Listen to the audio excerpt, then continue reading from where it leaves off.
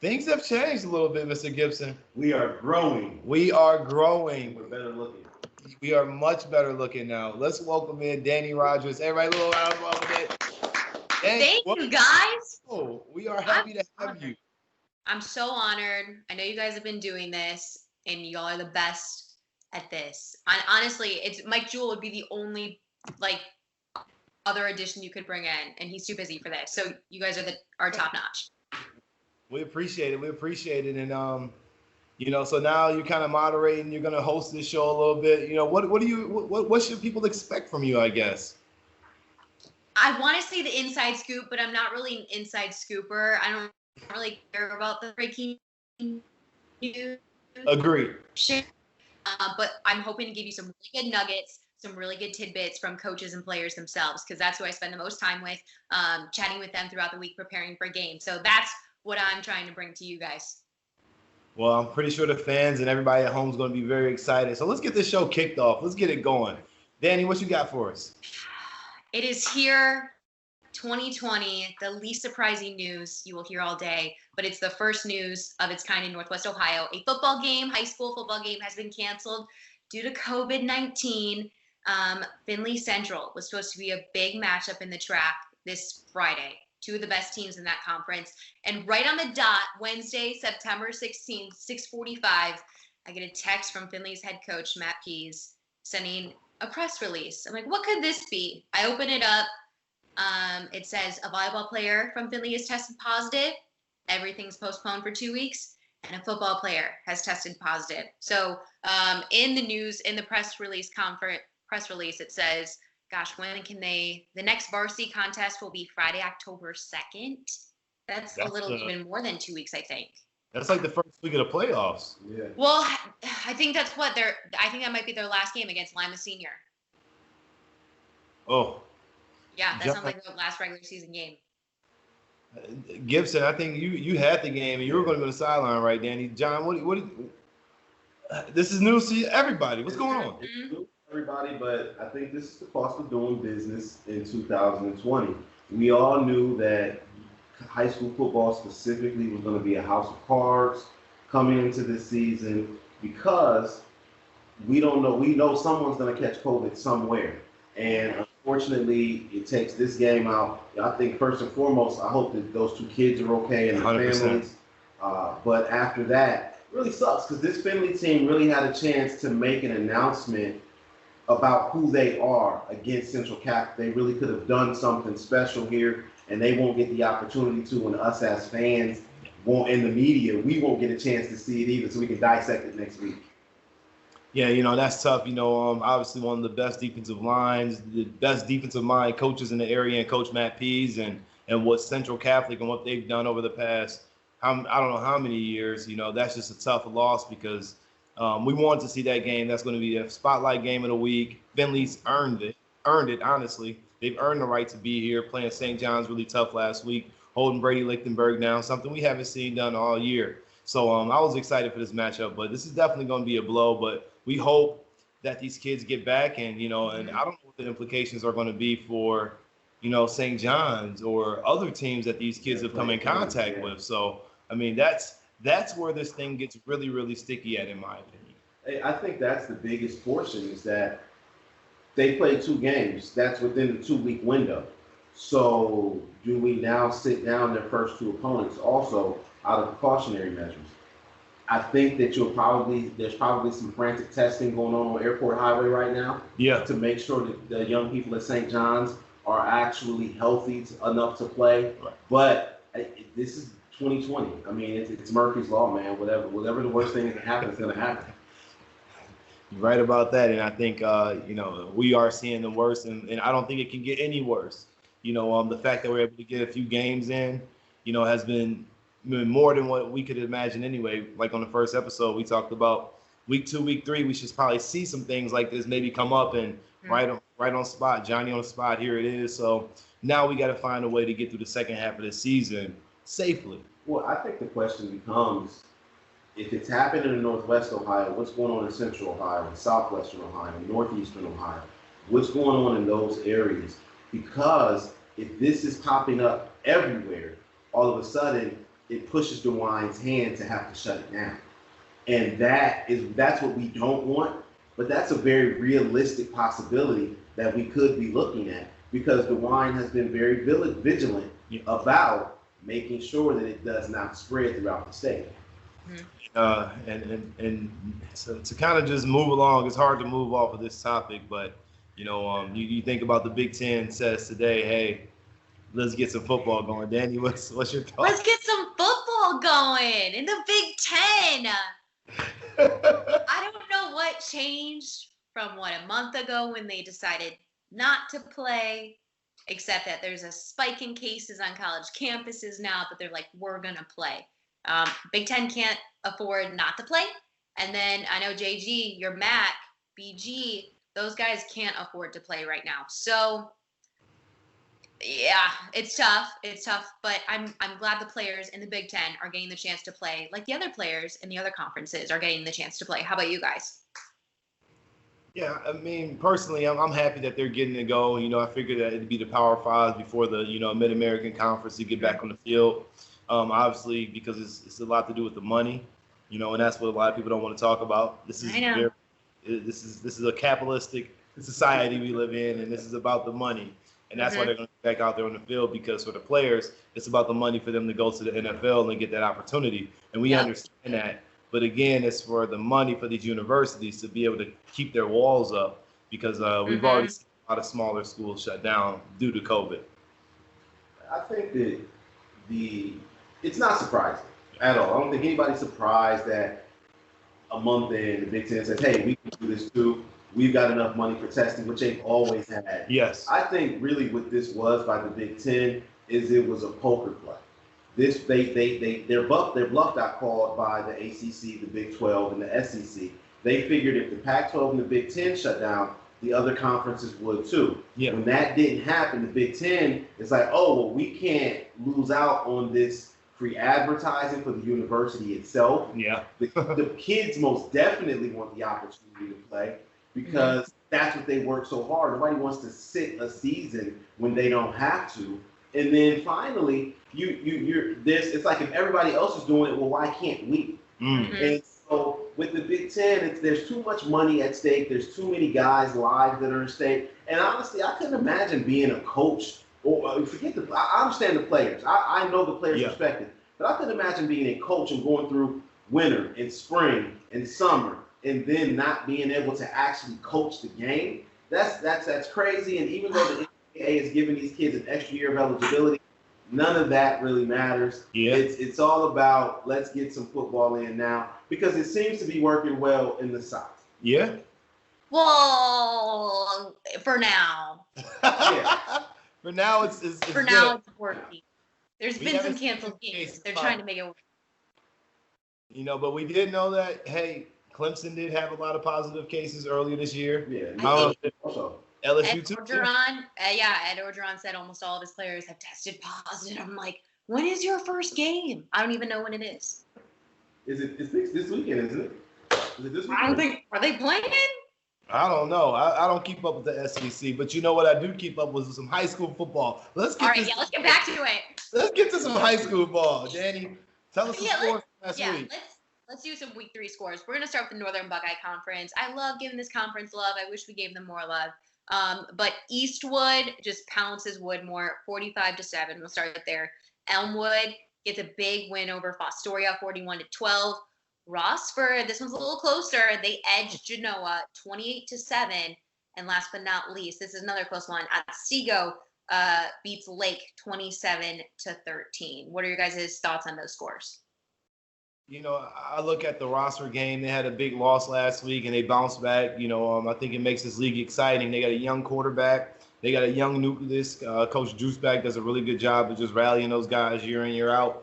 I expect them to be at the top of the conference. They just may be a year away, so we'll keep watching them. But, Elmwood is another team to keep an eye on. Connor Logston does an amazing job at the quarterback spot, and I think Elmwood's going to look to get a title if they can hang on. I think, Eastwood just keeps rolling along. Though. Yeah. They just keep rolling along. And, when you've got success and you're riding the crest of that wave, They're just making the target on their back bigger, but I don't think there's any fear with those guys. They're content with where they are, and they're just rolling along through that NBC. And then be remiss to not to mention Otsego. Obviously, they're sitting at the top 3-0. That's a team that everybody's going to have to deal with, especially, in the coming week with Genoa. Mm-hmm. Yeah, let's look at week 4. I guess this week's games. You got Eastwood, Rossford, Elmwood, Lake, Woodmore, Fostoria, and Otsego, Genoa. That's nice. Like I said again, I want to see Otsego come out here, and I think that's the game that glares out in the conference. You might agree with me. Yeah. That's the team that you got to see. They're at the top of the league. Until somebody knock them off, I don't care about nobody else. I want to see them stay at the top, go undefeated, or I want to see them get knocked off. So this week they should be able to handle themselves, but they got to be able to continue to handle success. All right, let's move on to the TAC. I wish there was more coverage on the TAC because then I could give you guys more scores. But I do have a couple of them. Is it Eden? Yeah. Eden? Okay. I'm not from this area. I'll keep playing that card. Eden barely beats Cardinal Stritch 36-34. I know Cardinal Stritch, I believe they got a new head coach this season. So they'll get there. They'll get there. And then I also have preseason favorite Northwood. They were picked to win their 3rd straight TAC title. They're 3-0. They had a 44-0 win over, is it Montpelier? Boom. Yep. Yes, the Rangers are the only undefeated team in the conference, so they're way ahead. I kind of expect them to just carry them all the way through. Yeah, I think you're right, and I'll go back to Cardinal Stritch. Last week I gave my game ball away to Dwayne Moorhead because what he's doing for a team like Cardinal Stritch, and you can't count out Thomas Faust as well. This is a really good football program. I think they do an excellent job on both sides of the ball. They're just a couple big plays away from winning that game last week, but Eden in that 5-wide offense, their quarterback's 6'4", and he just throws the ball really well. They got a good situation over there, so I like what's going on with Eden. But again, Northwood, they're really good. Yeah, and I think with this truncated season like this, and because everyone is getting into the playoffs, your regular season record does not matter as much as long as you're hitting your stride week 5, week 6 to try to catapult yourself into week 7. Because typically this would be mid-season when teams are just hitting their stride anyway. Yep. So now all of a sudden you're getting into the single elimination tournament at that point. And so all of these teams have an opportunity to really just kind of rise to the occasion, get to that point where they're able to play big football in week 7. I have another score for you guys too. Toledo Christian, Trevor Winsink. Yes. This kiddo, always great on the basketball court. 544 yards of total offense in their win against Stryker on Friday night. Who does that? 8-man football, it creates a lot of lanes, and me and Mike Jewell talk about that too a lot. We talk about how many lanes they open up. The field is a little bit different, and Toledo Christian's no chumps. They could still have a team to play 11-man football, but they decide, smartly to just play 8-man because of their rosters. But they could go out there and still compete and attack. This is a football team. Winsink's he's a heck of an athlete, not just basketball player, but football player. They don't get enough credit either. I'm just laughing at these numbers. Yeah, 296 yards in the air and 248 on the ground. Wow. Anytime about 500 yards of total offense for a team, you're saying that's a good game. But for one human, that's literally video game numbers. That's Bo Jackson Tecmo Bowl numbers, something like that. No, that's legit. Shouts out to Trevor Winsink, man. Yeah, he gets a tip of the hat. All right, let's go to, y'all ready to go to Northern Lakes League? Take me there. We got to go to the top game that JG and I both covered last week. Bowling Green at home defeats Anthony Wayne, A-Dub Generals, 28-27. This is huge. Yeah. Anthony Wayne had won 28 conference games in a row before this. And Bowling Green just does it. Okay, we'll go back to that. Okay, I'll get you these first. Napoleon just blinks mommy 56-0. Oh, Lord. Northview Northview, I think this is their first win of the season, defeats Springfield by a touchdown, 28-21. And Perrysburg, oh my gosh, they beat Southview 54-0. I thought the Cougars were going to do something this season. Well, you thought wrong. Dang. You know, and it's not unexpected to think wrong sometimes, because Southview is a program that usually is up and on the up, and if they have a down year, they're usually looking to bounce back. Coach Jeremy Rose has done a good job of just kind of rallying his team. But I looked at Nick Harshman, who's arguably their best player, on Twitter. He played 5 positions. He played guard, running back, fullback, linebacker, and DN or something like that. Maybe, but this guy plays so many different spots because there's so many different holes on this team, and you got to fill it up. So it's like only a few guys can do so much, especially when you're going up against a buzzsaw like Perrysburg. Yeah, and I hate to say it, but how many kids from that Southview program opted out because of COVID? That is the shadow of a lot of teams that we expected to be good. A lot of parents said, no, you're not playing this year. And that makes it makes sense, but it kind of throws our prognostications off because at that point, we don't know who's there and who's not until they actually put the product on the field. It's a tough season. You see a kid like Harshman playing all those positions, and it's like, well, you want to make sure that your best players are on the field as much as possible. Yeah, and it's tough, and just looking at some of the other games that you rattled off. One other one that stood out to me in the NLL was the Bowling Green and Anthony Wayne game. I had to it. Danny, I guess, what was your thoughts? You were there on the sideline. Give us a little insight. Oh, Anthony Wayne was like, here is the game. We're going to hand it to you literally on a silver platter. How many? They missed what? A PAT and a field goal? And you want to win? What? So that I was mistaken at first. That didn't snap their 28-game winning streak. That was their second loss in a row. Yeah, second loss in a row. What's going on? Is this 2020 coming at us? When Anthony Wayne did this? This is a case of the people that you see people you step on the way up are the same people you see on the way down.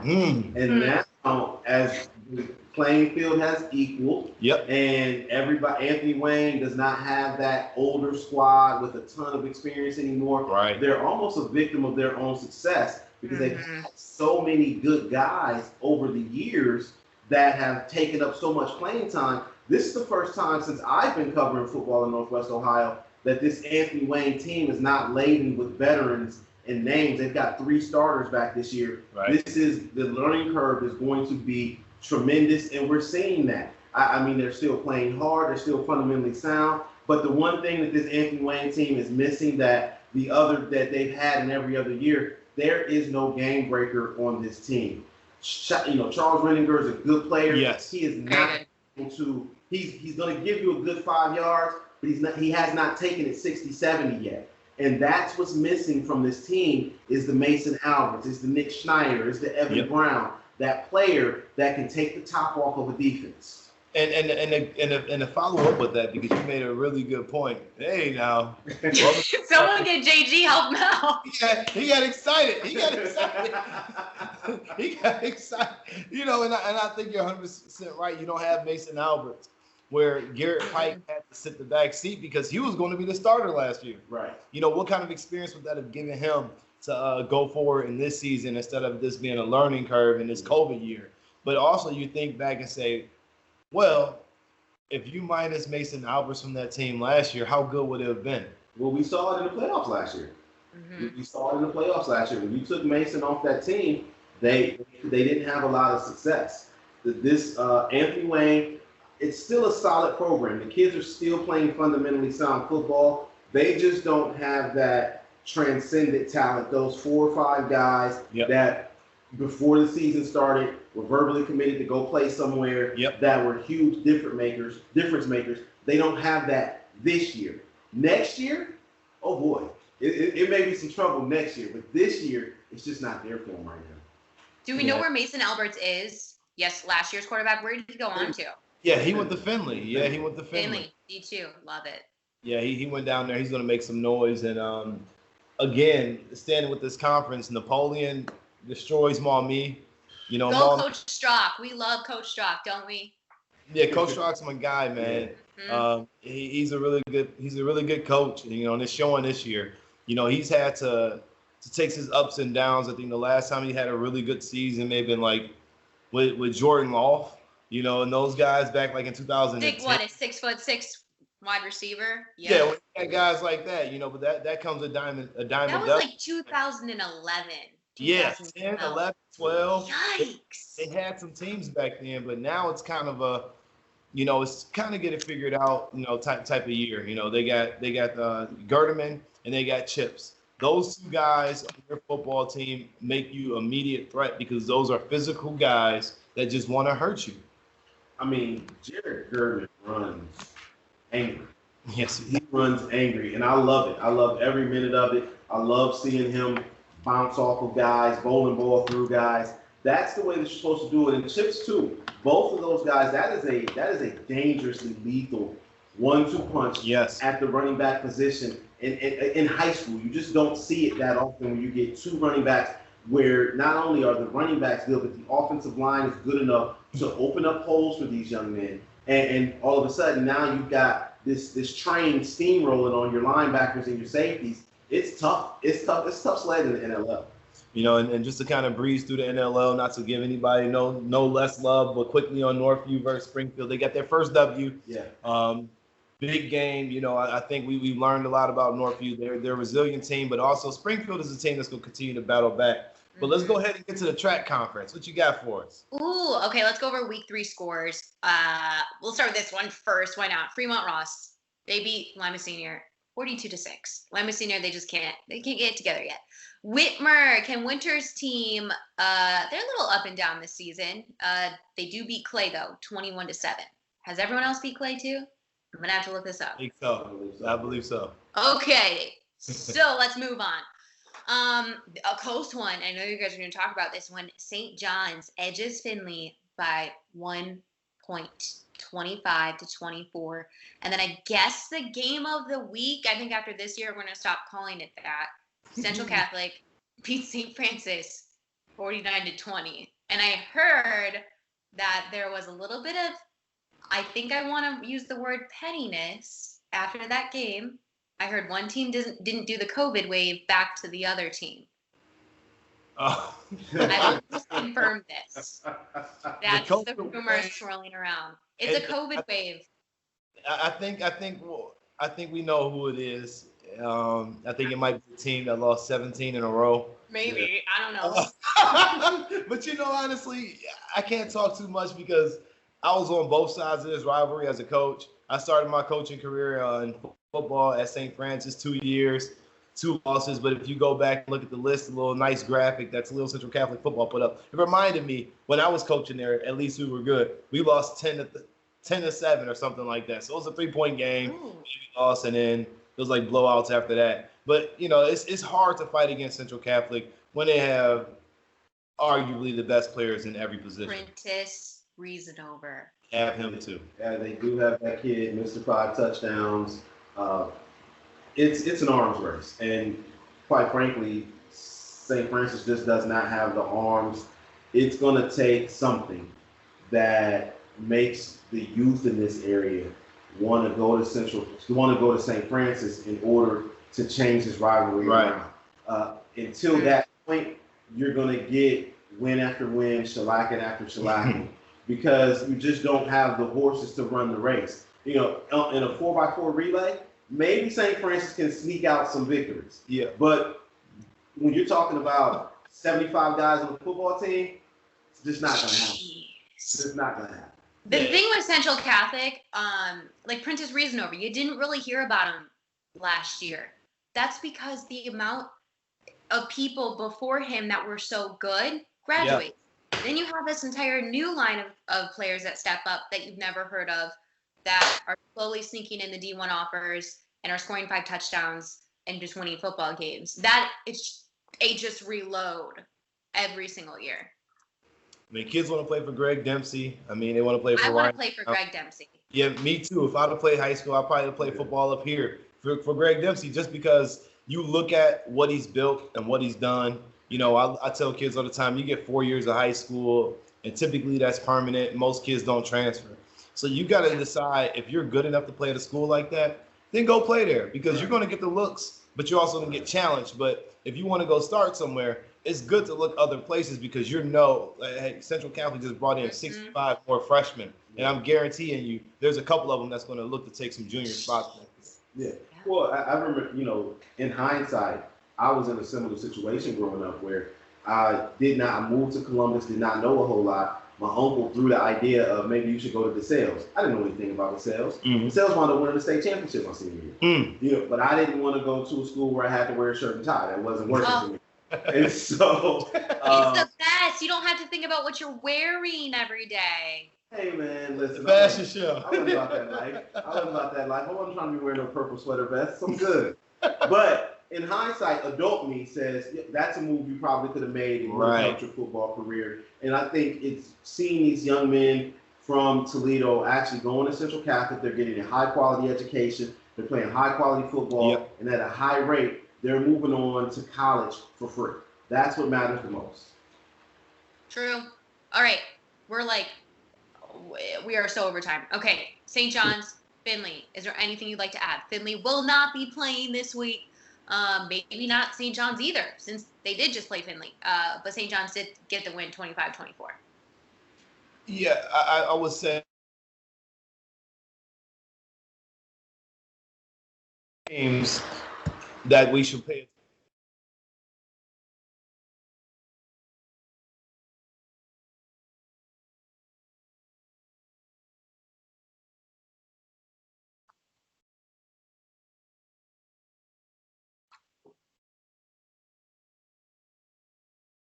Finley was going to have an answer for Prince's Reason Open. That was the question for me. Were they going to have an answer for it? How are they going to respond to the loss? Quiet as it's kept, they may have taken a 1-point loss to the best quarterback in the state of Ohio last week. How do you respond to that? How do you respond to the vaunted Central Catholic Russian attack along with that pressure attacking defense? Those were going to be the questions that Finley